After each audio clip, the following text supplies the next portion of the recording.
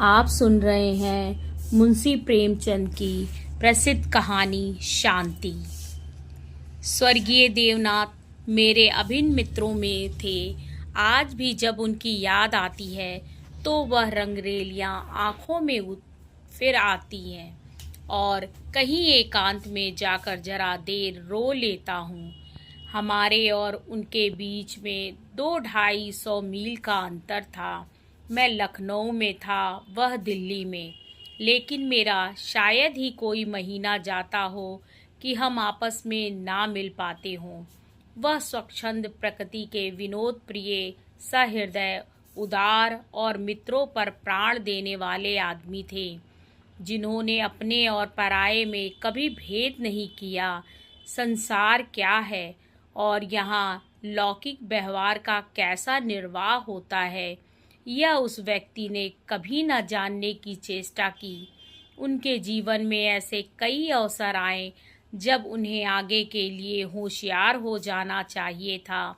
मित्रों ने उनकी निष्कपटता से अनुचित लाभ उठाया और कई बार उन्हें लज्जित भी होना पड़ा, लेकिन उस भले आदमी ने जीवन में कोई सबक ना लेने की कसम खा ली थी।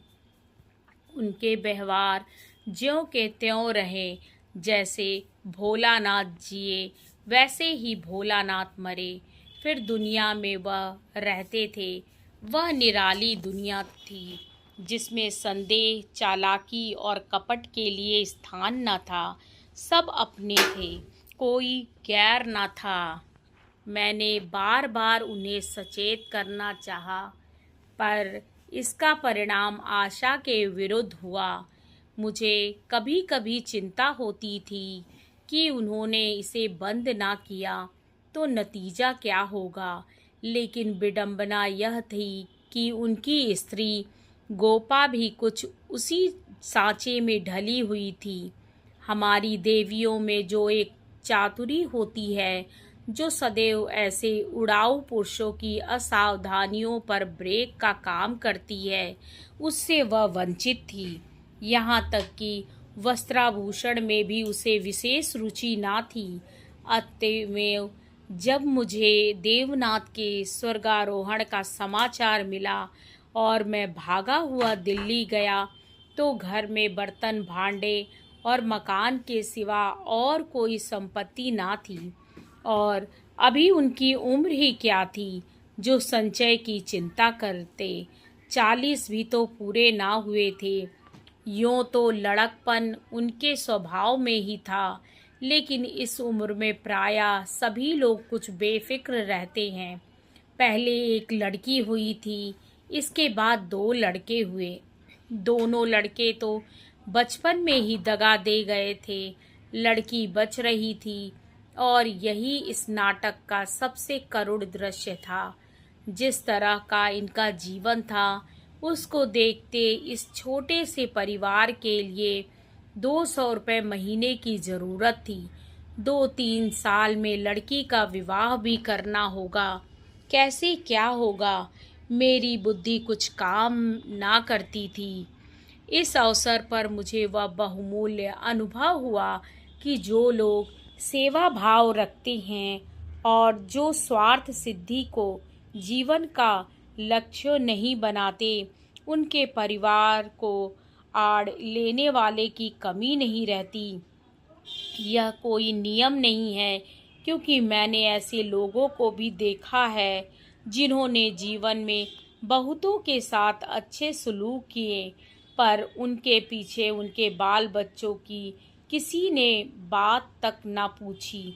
लेकिन चाहे कुछ हो, देवनाथ के मित्रों ने प्रशंसनीय औदार्य से काम किया और गोपा के निर्वाह के लिए स्थायी धन जमा करने का प्रस्ताव किया। 2 सज्जन जो रणवे थे, उससे विवाह करने को तैयार थे, किंतु गोपा ने भी उसी स्वाभिमान का परिचय दिया जो हमारी देवियों का जौहर है, और इस प्रस्ताव को अस्वीकार कर दिया। मकान बहुत बड़ा था, उसका एक भाग किराए पर उठा दिया। इस तरह उसको 50 रुपए माहवार मिलने लगे। वह इतने में ही अपना निर्वाह कर लेगी। जो कुछ खर्च था वह सुन्नी की जात से था। गोपा के लिए तो जीवन में अब कोई अनुराग ही न था। इसके 1 महीने बाद मुझे इस कारोबार के सिलसिले में विदेश जाना पड़ा और वहाँ मैंने अनुमान से कहीं अधिक 2 साल लग गए। गोपा के पत्र बराबर जाते रहते थे, जिससे मालूम होता था वे आराम से हैं, कोई चिंता की बात नहीं है। मुझे पीछे ज्ञात हुआ कि गोपा ने मुझे भी गैर समझा और वास्तविक स्थिति छिपाती रही। विदेश से लौटकर मैं सीधा दिल्ली पहुंचा। द्वार पर पहुंचते ही मुझे भी रोना आ गया। मृत्यु की प्रतिध्वनि सी छाई हुई थी। जिन कमरों में मित्रों के जमघट रहते थे उनके द्वार बंद थे। मकड़ियों ने चारों ओर जाले तान रखे थे। देवनाथ के साथ वह स्त्री लुप्त हो गई थी। पहली नज़र में मुझे तो ऐसा भ्रम हुआ कि देवनाथ द्वार पर खड़े मेरी ओर देखकर मुस्कुरा रहे हैं। मैं मिथ्यावादी नहीं हूँ और आत्मा की दैहिकता में मुझे संदेह हुआ, लेकिन उस वक्त एक बार मैं चौंक जरूर पड़ा। हृदय में एक कंपन सा उठा, लेकिन दूसरी नज़र में प्रतिमा मिट चुकी थी। द्वार खुला। गोपा के सिवा खोलने वाला ही कौन था। मैंने उसे देखकर दिल थाम लिया। उसे मेरे आने की सूचना थी और मेरे स्वागत की प्रतीक्षा में उसने नई साड़ी पहन ली थी और शायद बाल भी गूंथा लिए थे। पर इन 2 वर्षों के समय में उस पर जो आघात किए थे उन्हें क्या करती। नारियों के जीवन में यह वह अवस्था है जब रूप लावण्य अपने पूरे विकास पर होता है, जब उसमें अल्हड़पन, चंचलता और अभिमान की जगह आकर्षण, माधुर्य और रसिकता आ जाती है। लेकिन गोपा का यौवन बीत चुका था। उसके मुख पर झुर्रियाँ और विषाद की रेखाएं अंकित थीं, जिन्हें उसकी प्रयत्नशील प्रसन्नता भी ना मिटा सकती थी। केसों पर सफ़ेदी दौड़ चली थी और एक एक अंग बूढ़ा हो रहा था। मैंने करुण स्वर में पूछा, क्या तुम बीमार थी गोपा? गोपा ने आंखों आंसू पीकर कहा, नहीं तो मुझे कभी सिर दर्द भी नहीं हुआ। तो तुम्हारी यह क्या दशा है? बिल्कुल बूढ़ी हो गई हो। तो जवानी लेकर करना ही क्या है? मेरी उम्र भी तो 35 के ऊपर हो गई। 35 की उम्र तो बहुत नहीं होती। हाँ, उनके लिए जो बहुत दिन जीना चाहते हैं। मैं तो चाहती हूँ जितनी जल्द हो सके जीवन का अंत हो जाए। बस सुन्नी के ब्याह की चिंता है। इससे छुट्टी पा जाऊं, मुझे जिंदगी की परवाह न रहेगी। अब मालूम हुआ कि जो सज्जन इस मकान में किराएदार हुए थे वह थोड़े दिनों के बाद तब्दील होकर चले गए और तब से कोई दूसरा किराएदार ना आया। मेरे हृदय में बरछी सी चुभ गई।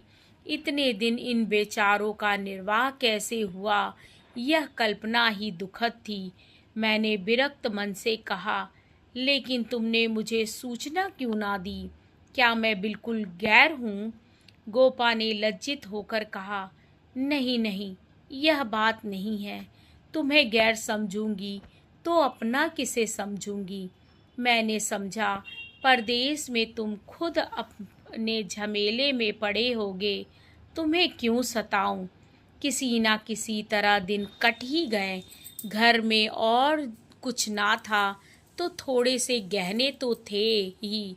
अब सुनीता के विवाह की चिंता है। पहले मैंने सोचा था इस मकान को निकाल दूंगी, 20-22 हजार मिल जाएंगे, विवाह भी हो जाएगा और कुछ मेरे लिए बचा भी रहेगा। लेकिन बात को मालूम हुआ कि मकान पहले ही रेहन हो चुका है और सूद मिलाकर उस पर 20,000 हो गए हैं। महाजन ने इतनी ही दया क्या कम की कि मुझे घर से निकाल ना दिया। इधर से तो अब कोई आशा नहीं है। बहुत हाथ पांव जोड़ने पर संभव है महाजन से 2-2.5 हजार मिल जाए। इतने में क्या होगा, इसी फिक्र में घुली जा रही हूँ। लेकिन मैं भी इतनी मतलबी हूँ, ना तुम्हें हाथ मुंह धोने को पानी दिया, ना कुछ जलपान लाई और अपना दुखड़ा ले बैठी। अब आप कपड़े उतारिए और आराम से बैठिए। कुछ खाने को लाऊं, खा लीजिए, तब बातें हों। घर पर तो सब कुशल है। मैंने कहा, मैं तो सीधे बम्बई से यहाँ आ रहा हूँ, घर कहाँ गया। गोपा ने मुझे तिरस्कार भरी आंखों से देखा, पर उस तिरस्कार की आड़ में घनिष्ठ आत्मीयता बैठी झांक रही थी। मुझे ऐसा जान पड़ा उसके मुख की झुर्रियाँ मिट गई हैं, पीछे मुख पर हल्की सी लाली दौड़ रही। उसने कहा, इसका फल यह होगा कि तुम्हारी देवी जी तुम्हें कभी यहाँ ना आने देंगी। मैं किसी का गुलाम नहीं हूँ। किसी को अपना गुलाम बनाने के लिए पहले खुद भी उसका गुलाम बनना पड़ता है। शीतकाल की संध्या देखते ही देखते दीपक जलाने लगी। सुन्नी लालटेन लेकर कमरे में आई। 2 साल पहले ही अबोध और कृशतनु बालिका रूपवती युक्ति हो गई थी, जिसकी हर एक चितवन, हर एक बात उसकी गौरवशील प्रकृति का पता दे रही थी। जिसे मैं गोद में उठाकर प्यार करता था, उसकी तरफ आज आंखें न उठा सका, और वह जो मेरे गले में लिपटकर प्रसन्न होती थी, आज मेरे सामने खड़ी भी ना रह सकी। जैसे मुझसे कोई वस्तु छिपाना चाहती है और जैसे मैं उस वस्तु को छिपाने का अवसर दे रहा हूँ। मैंने पूछा, अब तुम किस दर्जे में पहुँची सुन्नी? उसने सिर झुकाए हुए जवाब दिया, 10वें में हूँ। घर का भी कुछ कामकाज करती हो? अम्मा जब करने भी दें। गोपा बोली, मैं नहीं करने देती या खुद किसी काम के नगीच नहीं जाती। सुन्नी मुंह फेर कर हंसती हुई चली गई। माँ की दुलारी लड़की थी। जिस दिन वह गृहस्थी का काम करती, उस दिन शायद गोपा रो रो कर आंखें फोड़ लेती।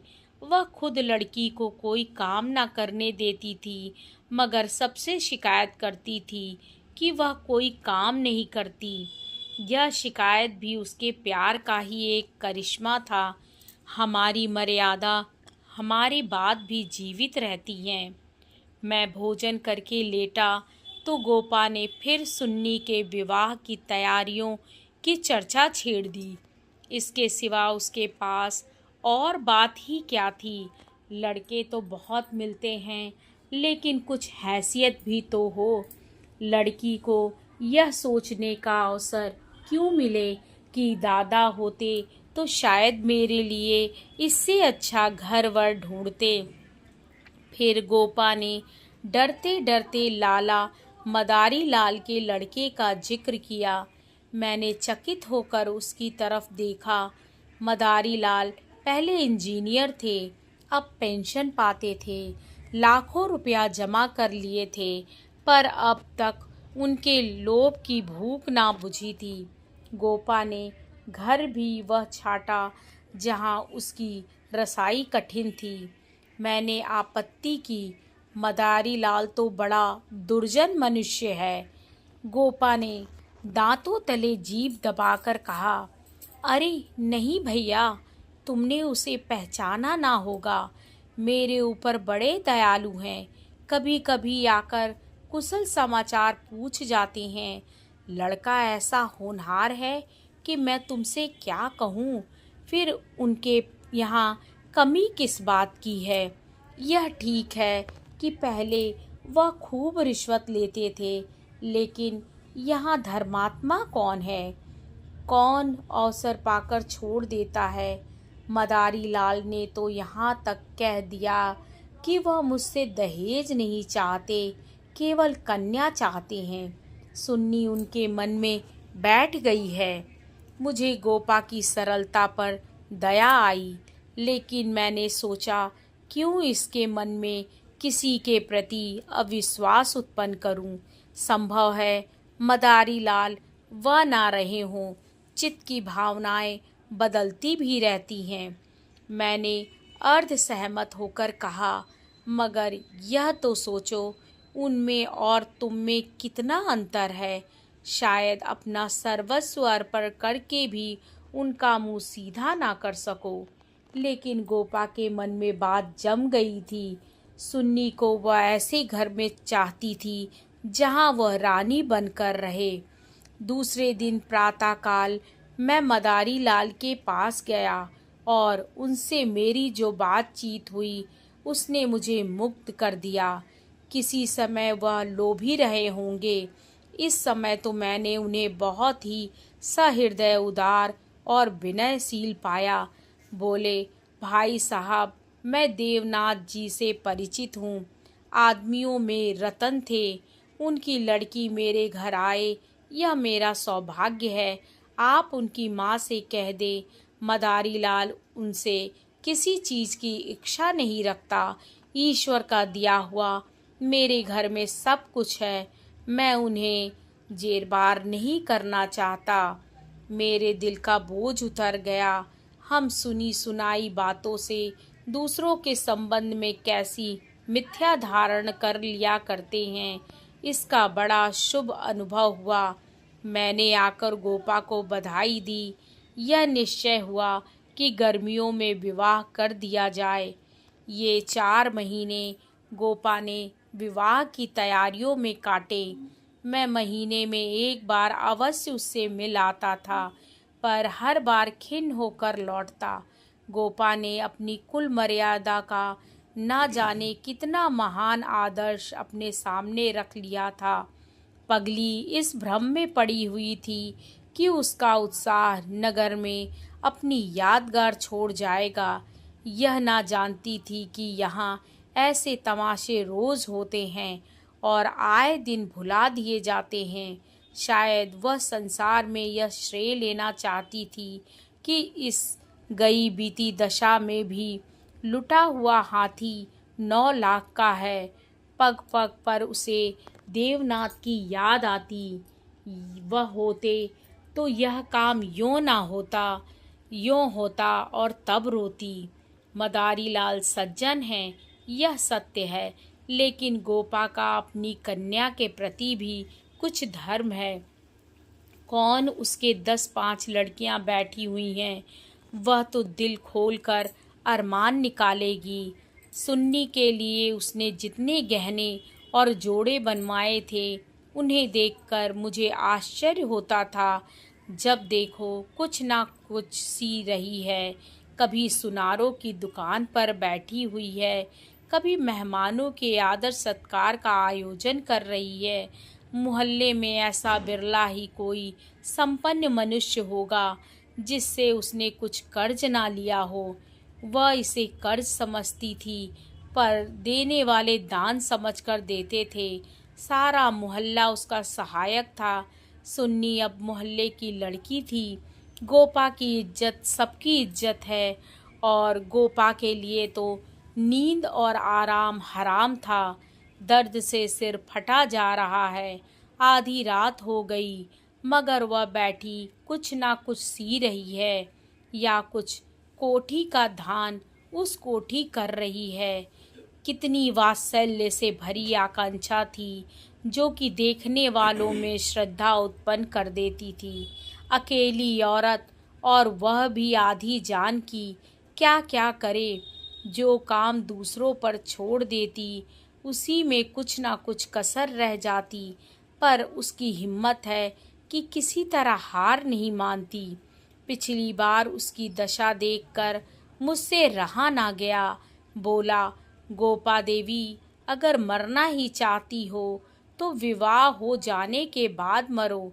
मुझे भय है कि तुम उसके पहले ही ना चल दो। गोपा का मुरझाया हुआ मुख प्रमुदित हो उठा। बोली, उसकी चिंता ना करो भैया, विधवा की आयु बहुत लंबी होती है। तुमने सुना नहीं, राण मरे न खंडहर ढहे। लेकिन मेरी कामना यही है कि सुन्नी का ठिकाना लगाकर मैं भी चल दूं। अब और जी कर क्या करूंगी, सोचो क्या करूं। अगर किसी तरह का विघ्न पड़ गया तो किसकी बदनामी होगी। इन 4 महीनों में मुश्किल से घंटा भर सोती होंगी, नींद ही नहीं आती। पर मेरा चित्त प्रसन्न है। मैं मरूं या जीऊं, मुझे यह संतोष तो होगा कि सुन्नी के लिए उसका बाप जो कर सकता था वह मैंने कर दिया। मदारी लाल ने अपनी सज्जनता दिखाई तो मुझे भी तो अपनी नाक रखनी है। एक देवी ने आकर कहा, बहन जरा चलकर देख लो चाशनी ठीक हो गई है या नहीं। गोपा उसके साथ चाशनी की परीक्षा करने गई और एक क्षण के बाद आकर बोली, जी चाहता है सिर पीट लूं। तुमसे जरा बात करने लगी, उधर चाशनी इतनी कड़ी हो गई कि लड्डू दांतों से लड़ेंगे। किससे क्या कहूँ। मैंने चिढ़कर कहा, तुम व्यर्थ का झंझट कर रही हो, क्यों नहीं किसी हलवाई को बुलाकर मिठाइयों का ठेका दे देती। फिर तुम्हारे यहाँ मेहमान ही कितने आवेंगे जिनके लिए यह तुम्हार बांध रही हो। 10-5 की मिठाई उनके लिए बहुत होगी। गोपा ने व्यथित नेत्रों से मेरी ओर देखा। मेरी यह आलोचना उसे बुरी लगी।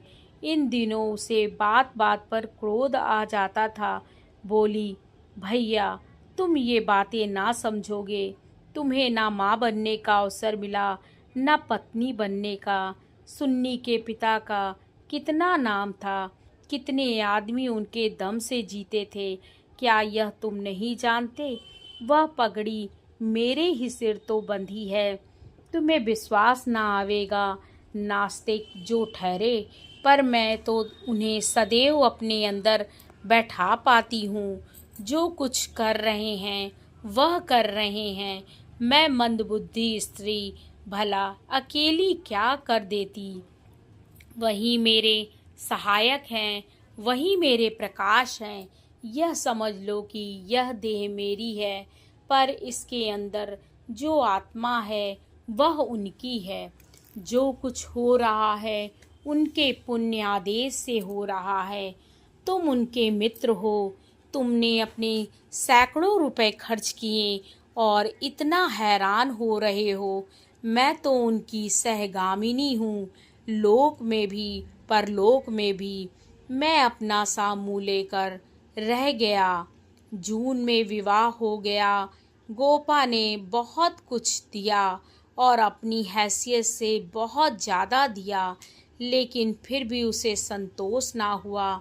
आज सुन्नी के पिता होते तो ना जाने क्या करते। बराबर रोती रही। जाड़ों में मैं फिर दिल्ली गया। मैंने समझा कि अब गोपा सुखी होगी। लड़की का घर और वर दोनों आदर्श हैं। गोपा को इसके सिवा और क्या चाहिए। लेकिन सुख उसके भाग्य में ही ना था।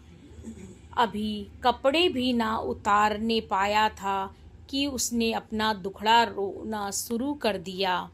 भैया घर द्वार सब अच्छा है, सास ससुर भी अच्छे हैं, लेकिन जमाई निकम्मा निकला। सुन्नी बेचारी रो रो कर दिन काट रही है। तुम उसे देखो तो पहचान ना सको। उसकी परछाई मात्र रह गई है। अभी कई दिन हुए आई हुई थी। उसकी दशा देखकर छाती फटती थी, जैसे जीवन में अपना पथ खो बैठी हो। न तन बदन की सुध है, न कपड़े लत्ते की। मेरी सुन्नी की दुर्गत होगी, यह तो स्वप्न में भी ना सोचा था। बिल्कुल गुमसुम हो गई है। कितना पूछा बेटी तुमसे वह क्यों नहीं बोलता, किस बात पर नाराज है? लेकिन कुछ जवाब ही नहीं देती, बस आंखों से आंसू बहते हैं। मेरी सुन्नी कुएं में गिर गई। मैंने कहा, तुमने उनके घर वालों से पता नहीं लगाया? लगाया क्यों नहीं भैया, सब हाल मालूम हो गया। लौंडा चाहता है मैं चाहे जिस राह जाऊं, सुन्नी मेरी पूजा करती रहे। सुन्नी भला इसे क्यों सहने लगी? उसे तो तुम जानते हो कितनी अभिमानी है। वह उन स्त्रियों में नहीं है जो पति को देवता समझती हैं और उनका दुर्व्यवहार सहती रहती हैं। उसने सदैव दुलार और प्यार पाया है। बाप भी उस पर जान देता था। मैं आँख की पुतली समझती थी। पति मिला छैला जो आधी आधी रात तक मारा मारा फिरता है। दोनों में क्या बात हुई यह कौन जान सकता है, लेकिन दोनों में कोई गांठ पड़ गई है। ना सुन्नी की परवाह करता है, ना सुन्नी उसकी परवाह करती है, मगर वह तो अपने रंग में मस्त है। सुन्नी प्राण दिए देती है, उसके लिए सुन्नी की जगह मुन्नी है। सुन्नी के लिए उसकी उपेक्षा और रुदन है। मैंने कहा, लेकिन तुमने सुन्नी को समझाया नहीं। उस लौंडे का क्या बिगड़ेगा, इसकी तो जिंदगी खराब हो जाएगी। गोपा की आंखों में आंसू भर आए। बोली, भैया किस दिल से समझाऊं? सुन्नी को देखकर तो मेरा छाती फटने लगती है। बस यही जी चाहता है कि इसे अपने कलेजे में ऐसे रख लूं कि इसे कोई कड़ी आंख से देख भी ना सके। सुन्नी फूहड़ होती, कटु भाषणी होती, आराम तलब होती तो समझाती भी। क्या यह समझाऊं कि तेरा पति गली गली मुंह काला करता फिरे, फिर भी तू उसकी पूजा किया कर। मैं तो खुद यह अपमान ना सह सकती। स्त्री पुरुष में विवाह की पहली शर्त यह है कि दोनों सोलहों आने एक एक दूसरे के हो जाएं। ऐसे पुरुष तो कम हैं जो स्त्री को जौ भर विचलित होते देखकर शांत रह सके, पर ऐसी स्त्रियां बहुत हैं जो पति को स्वच्छंद समझती हैं। सुन्नी उन स्त्रियों में नहीं है। वह अगर आत्मसमर्पण करती है तो आत्मसमर्पण चाहती भी है, और यदि पति में यह बात ना हुई तो वह उससे कोई संपर्क ना रखेगी, चाहे उसका सारा जीवन रोते कट जाए। यह कहकर गोपा भीतर गई और एक सिंगारदान लाकर उसके अंदर के आभूषण दिखाती हुई बोली, सुन्नी इसे अब की यहीं छोड़ गई, इसलिए आई थी। ये वे गहने हैं जो मैंने ना जाने कितना कष्ट सहकर बनवाए थे।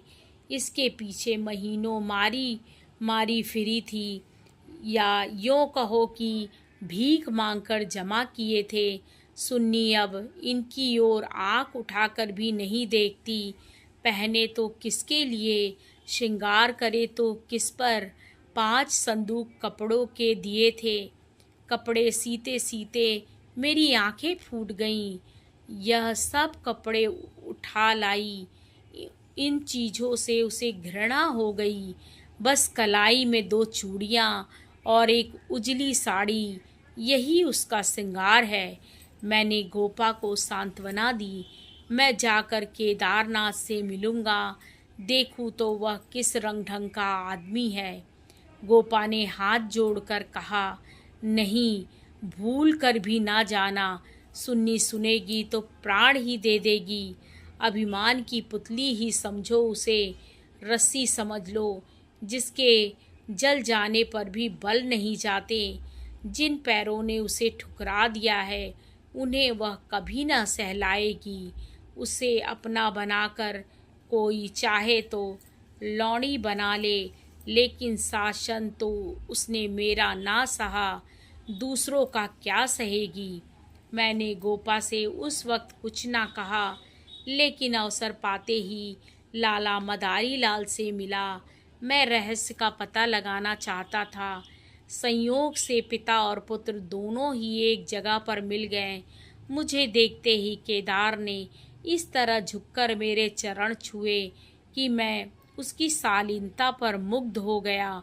तुरंत भीतर गया, चाय मुरब्बा और मिठाइयाँ लाया। इतना सौम्य, इतना सुशील, इतना विनम्र युवक मैंने ना देखा था। यह भावना ही ना हो सकती थी कि उसके भीतर और बाहर में कोई अंतर हो सकता है। जब तक रहा सिर झुकाए बैठा रहा। उच्छृंखलता तो उसे छू भी नहीं गई थी। जब केदार टेनिस खेलने गया तो मैंने मदारी लाल से कहा, केदार बाबू तो बहुत सच्चरित्र जान पड़ते हैं, फिर स्त्री पुरुष में इतना मनोमालिन्य क्यों हो गया है? मदारी लाल ने एक क्षण विचार करके कहा, इसका कारण इसके सिवा और क्या बताऊं कि दोनों अपने माँ बाप के लाडले हैं और प्यार लड़कों को अपने मन का बना देता है। मेरा सारा जीवन संघर्ष में कटा, अब जाकर जरा शांति मिली है। भोग विलास का कभी अवसर ही ना मिला। दिन भर परिश्रम करता था, संध्या को पढ़कर सो जाता था। स्वास्थ्य भी अच्छा ना था, इसीलिए बार बार यह चिंता सवार रहती थी कि संचय कर लूं, ऐसा ना हो कि मेरे पीछे बाल बच्चे भीख मांगते रहें। नतीजा यह हुआ कि इन महाशय को मुफ्त का धन मिला, सनक सवार हो गई, शराब उड़ने लगी, फिर ड्रामा खेलने का शौक हुआ। धन की कमी थी ही नहीं, उस पर माँ बाप के अकेले बेटे, उनकी प्रसन्नता ही हमारे जीवन का स्वर्ग थी। पढ़ना लिखना तो दूर रहा, विलास की इच्छा बढ़ती गई, रंग और गहरा हुआ। अपने जीवन का ड्रामा खेलने लगे। मैंने यह रंग देखा तो मुझे चिंता हुई। सोचा ब्याह कर दूं, ठीक हो जाएगा। गोपा देवी का पैगाम आया तो मैंने तुरंत स्वीकार कर लिया। मैं सुन्नी को देख चुका था। सोचा ऐसी रूपवती पत्नी पाकर इसका मन स्थिर हो जाएगा, पर वह भी लाडली लड़की थी, हठीली, अबोध, आदर्शवादिनी। सहिष्णुता तो उसने सीखी ही ना थी। समझौते का जीवन में क्या मूल्य है, इसकी उसे खबर ही नहीं। लोहा लोहे से लड़ गया, वह अभिमान से पराजित करना चाहती है। यह उपेक्षा से, यही रहस्य है। और साहब, मैं तो बहू को ही अधिक दोषी समझता हूँ। लड़के प्रायः मनचले होते हैं, लड़कियाँ स्वभाव से ही सुशील होती हैं और अपनी जिम्मेदारी समझती हैं, उसमें ये गुण ही नहीं। डोंगा कैसे पार होगा ईश्वर ही जाने। सहसा सुन्नी अंदर से आ गई, बिल्कुल अपने चित्र की रेखा सी, मानो मनोहर संगीत की प्रतिध्वनि हो। कुंदन तपकर भस्म हो गया था। मिट्टी मिटी हुई आशाओं का इससे अच्छा चित्र नहीं हो सकता। उलाहना देते हुए बोली, आप ना जाने कब से बैठे हुए हैं, मुझे खबर तक नहीं, और शायद आप बाहर ही बाहर चले भी जाते। मैंने आंसुओं के बेग को रोकते हुए कहा, नहीं सुन्नी, यह कैसे हो सकता था? तुम्हारे पास आ ही रहा था, तुम स्वयं आ गई। मदारी लाल कमरे के बाहर अपनी कार की सफाई करने लगे। शायद मुझे सुन्नी से बात करने का अवसर देना चाहते थे। सुन्नी ने पूछा, अम्मा तो अच्छी तरह हैं? हाँ, अच्छी हैं।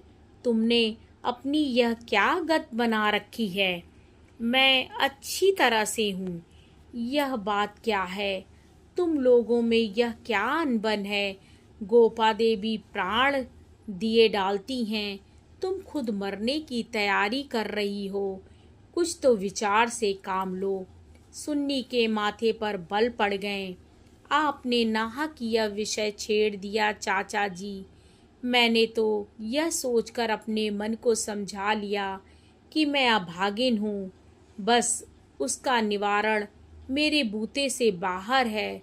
मैं उस जीवन में मृत्यु को कहीं अच्छा समझती हूँ जहाँ अपनी कदर ना हो। मैं व्रत के बदले में व्रत चाहती हूँ। जीवन का कोई दूसरा रूप मेरी समझ में नहीं आता। इस विषय में किसी तरह का समझौता करना मेरे लिए असंभव है। नतीजे की मैं परवाह नहीं करती। लेकिन नहीं चाचा जी, इस विषय में अब कुछ ना कहिए, नहीं तो मैं चली जाऊंगी। आखिर सोचो तो, मैं सब सोच चुकी और तय कर चुकी। म पशु को मनुष्य बनाना मेरी शक्ति से बाहर है।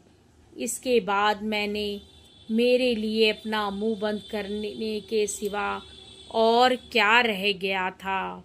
मई का महीना था। मैं मसूर गया हुआ था कि गोपा का तार पहुंचा। तुरंत आओ, जरूरी काम है। मैं घबरा तो गया, लेकिन इतना निश्चित था कि कोई दुर्घटना नहीं हुई है। दूसरे दिन दिल्ली जा पहुंचा। गोपा मेरे सामने आकर खड़ी हो गई, निस्पंद, मूक, निष्प्राण, जैसे तपेदिक की रोगी हो। मैंने पूछा, कुशल तो हो? मैं तो घबरा उठा। उसने बुझी हुई आंखों से देखा और बोली, सच? सुन्नी तो कुशल से है? हाँ, अच्छी तरह है। और केदारनाथ? वह भी अच्छी तरह है। तो फिर माजरा क्या है? कुछ तो नहीं? तुमने तार दिया और कहती हो कुछ तो नहीं। दिल घबरा रहा था, इससे तुम्हें बुला लिया। सुन्नी को किसी तरह समझाकर यहाँ लाना है। मैं तो सब कुछ करके हार गई। क्या इधर कोई नई बात हो गई? नई तो नहीं है, लेकिन एक तरह से नई ही समझो। केदार एक एक्ट्रेस के साथ कहीं भाग गया है। 1 सप्ताह से उसका कहीं पता नहीं। सुन्नी से कह गया है, जब तक तुम रहोगी घर नहीं आऊँगा। सारा घर सुन्नी का शत्रु हो रहा है, लेकिन वह वहाँ से टलने का नाम नहीं लेती। सुना है केदार अपने बाप के दस्तखत बनाकर कई हजार रुपए बैंक से ले गया है। तुम सुन्नी से मिली थी? हाँ, 3 दिन से बराबर जा रही हूँ। वह नहीं आना चाहती तो रहने क्यों नहीं देती? वहाँ घुट घुट कर मर जाएगी। मैं उन्हीं पैरों लाला मदारी लाल के घर चला। हालांकि मैं जानता था कि सुन्नी किसी तरह ना आवेगी, मगर वहाँ पहुँचा तो देखा कोहराम मचा हुआ है। मेरा कलेजा धक से रह गया। वहाँ तो अर्थी सज रही थी। मोहल्ले के सैकड़ों आदमी जमा थे। घर में से हाय हाय की क्रंदन ध्वनि आ रही थी। यह सुन्नी का शव था। मदारी लाल मुझे देखते ही मुझसे उन्मत्त की भांति लिपट गए और बोले, भाई साहब, मैं तो लुट गया। लड़का भी गया, बहू भी गई, जिंदगी ही गारत हो गई। मालूम हुआ जब से केदार गायब हो गया था, सुन्नी और भी ज़्यादा उदास रहने लगी। उसने उसी दिन अपनी चूड़ियाँ तोड़ डाली थी और मांग का सिंदूर पोंछ डाला था। सास ने जब आपत्ति की तो उनको अपशब्द कहे। मदारी लाल ने समझाना चाहा तो उन्हें भी जली कटी सुनाई। ऐसा अनुमान होता था उन्माद हो गया है। लोगों ने उससे बोलना छोड़ दिया था। आज प्रातःकाल यमुना स्नान करने गई। अंधेरा था, सारा घर सो रहा था, किसी को नहीं जगाया। जब दिन चढ़ गया और बहू घर में ना मिली तो उसकी तलाश होने लगी। दोपहर को पता लगा कि यमुना गई है। लोग उधर भागे, वहाँ उसकी लाश मिली। पुलिस आई, 100 की परीक्षा हुई, अब जाकर 100 मिला है। मैं कलेजा थाम कर बैठ गया। हाय, अभी थोड़े दिन पहले जो सुंदरी पालकी पर सवार होकर आई थी, आज वह 4 के कंधे पर जा रही है। मैं अर्थी के साथ हो लिया और वहाँ से लौटा तो रात के 10 बज गए थे। मेरे पांव कांप रहे थे। मालूम नहीं यह खबर पाकर गोपा की क्या दशा होगी, प्राणांत न हो जाएं। मुझे यही भय हो रहा था। सुन्नी उसकी प्राण थी, उसकी जीवन का केंद्र थी। उस दुखिया के उद्यान में यही पौधा बच रहा था। उसे वह हृदय रक्त से सींच सींच कर पाल रही थी। उसके वसंत का सुनहरा स्वप्न ही उसका जीवन का था। उसमें कोपले निकलेंगी, फूल खिलेंगे, फल लगेंगे, चिड़िया उसकी डाली पर बैठकर अपने सुहाने राग गावेगी। किंतु आज निष्ठुर नियति ने उसे जीवन सूत्र को उखाड़ कर फेंक दिया और अब उसके जीवन का कोई आधार ना था। वह बिंदु ही मिट गया था जिस पर जीवन की सारी रेखाएं आकर एकत्र हो जाती थीं। दिल को दोनों हाथों से थामे मैंने जंजीर खटखटाई। गोपा एक लालटेन लिए निकली। मैंने गोपा के मुख पर एक नए आनंद की झलक देखी।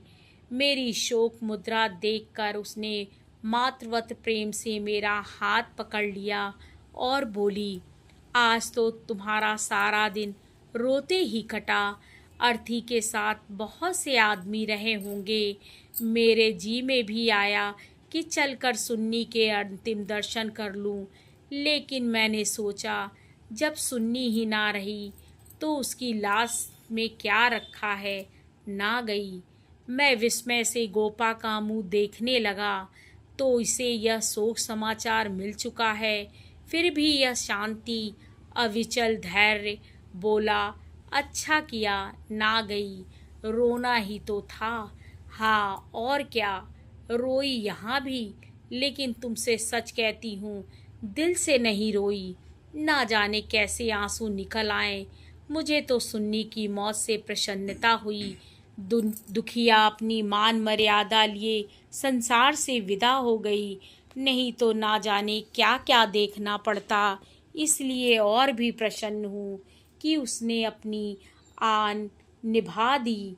स्त्री के जीवन में प्यार ना मिले तो उसका अंत हो जाना ही अच्छा।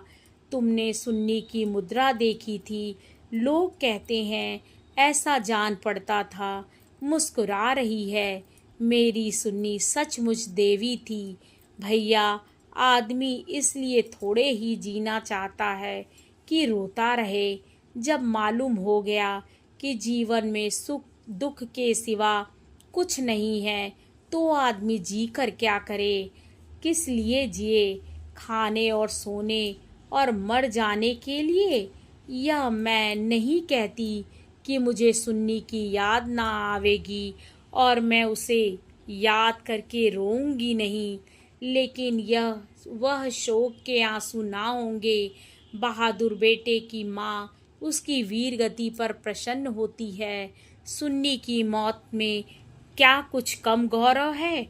मैं आंसू बहाकर उस गौरव का अनादर कैसे करूं? वह जानती है, और चाहे सारा संसार उसकी निंदा करे, उसकी माता सराहना ही करेगी। उसकी माता से यह आनंद भी छीन लूं, लेकिन अब रात ज़्यादा हो गई है, ऊपर जाकर सो रहो। मैंने तुम्हारी चारपाई बिछा दी है, मगर देखो अकेले पड़े पड़े रोना नहीं। सुन्नी ने वही किया जो उसे करना चाहिए था। उसके पिता होते तो आज सुन्नी की प्रतिमा बनाकर पूजते। मैं ऊपर जाकर लेटा तो मेरे दिल का बोझ बहुत हल्का हो गया था, किंतु रह रह कर यह संदेह हो जाता था कि गोपा की यह शांति उसकी अपार व्यथा का ही रूप तो नहीं है। आप सुन रहे थे मुंशी प्रेमचंद की प्रसिद्ध कहानी शांति।